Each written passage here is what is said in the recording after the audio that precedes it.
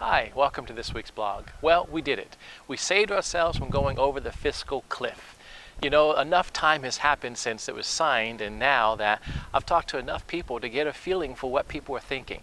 And really, what people really understand and what they think and what reality is may not be the same.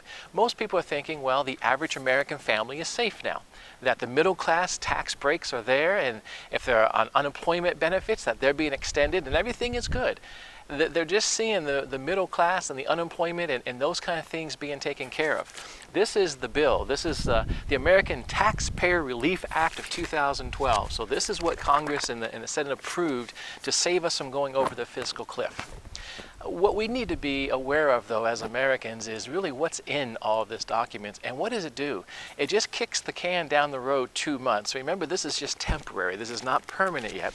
And as we look forward to what's going on, I want to bring two scripture verses, two situations in the Bible to our forefront to think about. The first one is out of First Chronicles chapter 12. In First Chronicles chapter 12, verse 32, it says, "The men of Issachar understood the times and knew what to do." They understood the times and they knew what to do. The word mean and understood in Hebrew means to be able to apply, to know exactly what to do with the knowledge that you have. Now, the background of this in First Chronicles is that God was doing a transition in Israel. God was doing something new in Israel. The leadership was changing from King Saul to King David. And the men of Issachar from that tribe, they understood that God was doing something. They understood they had to stop following the ways of Saul and begin to follow the ways of David. That's where God's hand was on the country. Well, as it was in Israel back then, where is God's hand on our country now? Where are the men of Issachar now? How do we understand what all this means and what it looks forward to? Now, the other example is from Numbers chapter 25. In Numbers chapter 25 is a situation where Israel told not to take on wives and not to get involved with people from Moab. You know, when nations attacked Israel, when they used weapons, Israel defended themselves. And many times Israel won. Moab didn't use weapons. They used lust and immorality. And in Numbers 25, it says the men of Israel took on women from Moab, and before long they were worshiping the gods of Moab. And God's anger burned upon them. Well, that's understanding the times and not knowing what to do. So now we have two examples before us. As you look at this bill, this Relief Act, understand what's inside of it. There is $430 million put away for Hollywood productions. Now, the critics will say it's so that the Hollywood movie companies keep jobs here in America and don't take them to someplace like Canada. Well, I understand that, but $430 million of your money and my money going to Hollywood so that at least 3/4 of their percent of their movies are shot here in the United States.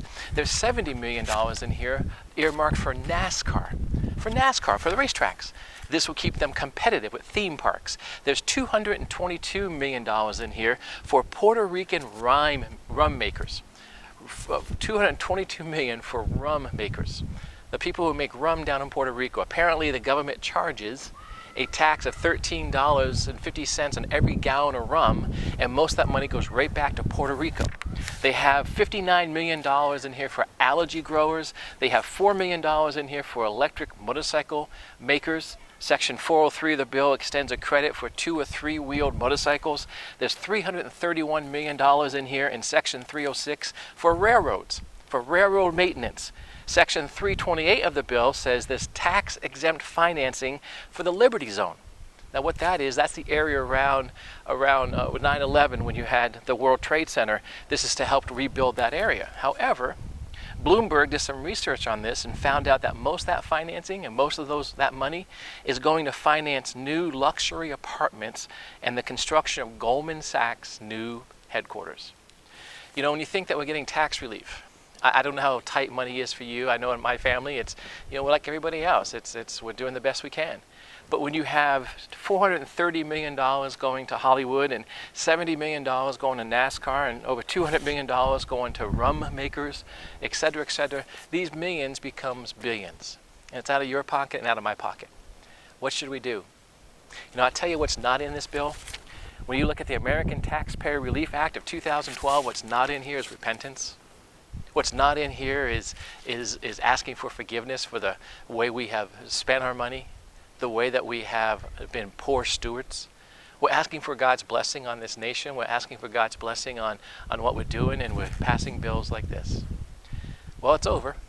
We didn't go over the fiscal cliff yet. We got 2 more months before it comes back up again.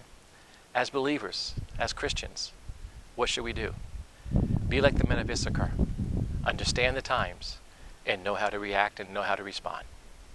God bless you.